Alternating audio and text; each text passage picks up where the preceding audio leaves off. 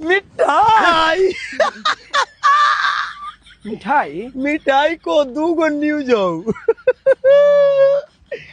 Good news bad news I have 2 news हमरा पास 2 गो news हो एगो हो गुड न्यूज और एगो हो बैड न्यूज 1 मिनट लेकिन ये साला कर क्या रहा है यहाँ पे? देख भैया नियम तो यही कहे कि पहले कोनो के बैड न्यूज बतावे के चाहिए। अच्छा बाद में ओकरा गुड न्यूज देके खुश कर दल जाए। लेकिन हमर मन बा कि पहले हम गुड न्यूज बताएं तो बताओ भाई मिठाई खिले तो तोर तो इतना अधिकार बनी तो हमर शादी ठीक हो गई।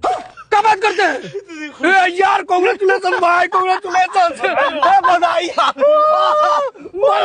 यार ये तू जीत गेली यार जीत गेली तू। बैड न्यूज बताइयो बैड न्यूज बताओ।